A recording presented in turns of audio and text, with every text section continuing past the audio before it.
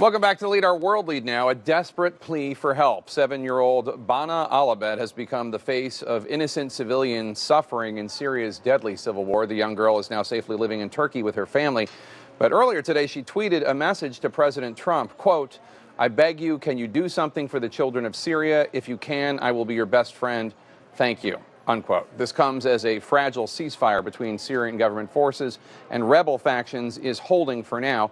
Joining me now in a CNN exclusive is Democratic Congresswoman Tulsi Gabbard of Hawaii. She just returned from a secret trip to Syria. Congresswoman Gabbard, thanks for coming and sharing your story with us. Aloha, Jake. Good to be with you.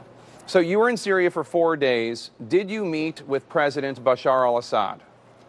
I did. You know, my reason for going to visit Syria was really because of the suffering of the Syrian people that has been weighing heavily on my heart. I wanted to see if there was, in some small way, a way that I could express the love and the aloha and the care that the American people have for the people of Syria, and to see firsthand what was happening there, to see that situation there.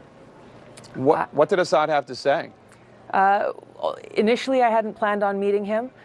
When the opportunity arose to meet with him, I did so because I felt it's important that if we profess to truly care about the Syrian people, about their suffering, then we've got to be able to meet with anyone that we need to if there is a possibility that we could achieve peace. And that's exactly what we talked about.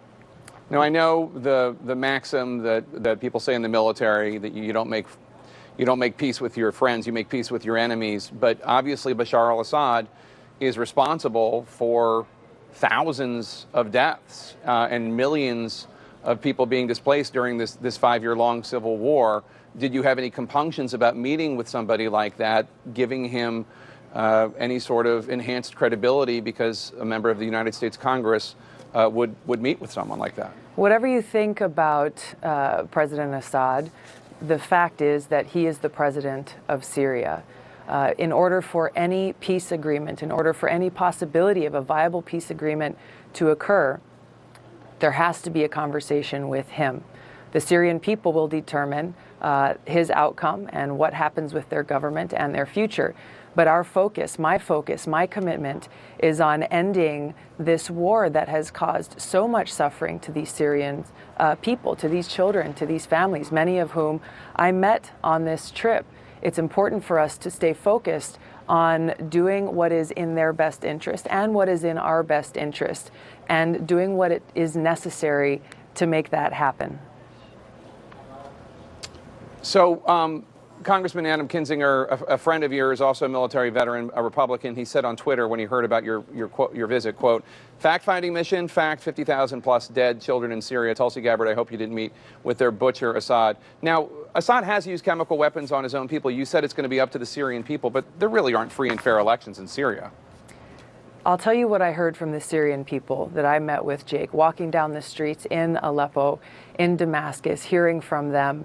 They expressed happiness and joy at seeing an American walking through their streets, but they expressed a question. They said, why is it that the United States, its allies and other countries are providing support, are providing arms to terrorist groups like al-Nusra, al-Qaeda, Arar al-Sham, ISIS, who are on the ground there raping, kidnapping, torturing, and killing the Syrian people, children, men, women, people of all ages. They asked me, why is the United States and its allies supporting these terrorist groups who are destroying Syria when it was al-Qaeda who attacked the United States on 9/11, not Syria? I didn't have an answer for them. Obviously, the United States government denies providing any sort of help to the terrorist groups that you're talking about. They say they provide help for the rebel groups. Tell us more about... The reality is, Jake, the reality is, and I'm glad you brought up that point, because this is an often talked about thing by people like Adam Kinzinger and others saying, well, we've got to support the moderate rebels. Every place that I went, every person that I spoke to, I asked this question to them.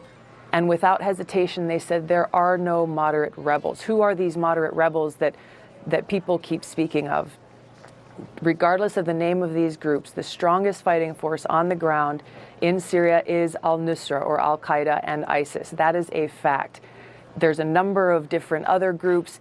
all of them essentially are fighting alongside, with, or under the command of the strongest group on the ground that's trying to overthrow Assad. The Syrian people recognize and they know that if President Assad is overthrown, then al-Qaeda, or a group like al-Qaeda that has been killing Christians, killing people simply because of their religion or because they won't support their terror activities, they will take charge of all of Syria. This is the reality that the people of Syria are facing on the ground, and why they are pleading with us here in the United States to stop supporting these terrorist groups. Let the Syrian people themselves determine their future, not the United States, not some foreign country. And we've been showing video of your trip, from your trip. In the minute we have left, tell us the most striking image you have from your visit to this war-torn region. Yeah, Jake, you know, the destruction is very real, both on the physical buildings and the things that people have gone through, looking into their eyes and hearing firsthand from a girl who is now 19, but who, when she was 14 years old, these rebels that people say we should continue supporting, they came and kidnapped her. They raped her multiple times. They killed her father in cold blood right in front of her and her little brother. All she is asking for, literally, is for the United States to stop supporting these so-called rebel groups, stop supporting these terrorists, so that the Syrian people can begin to try to get back to some semblance of normalcy in their lives. Congresswoman Tulsi Gabbard, Democrat of Hawaii, thank you so much. We appreciate your coming and telling us this story. Thanks, Jake.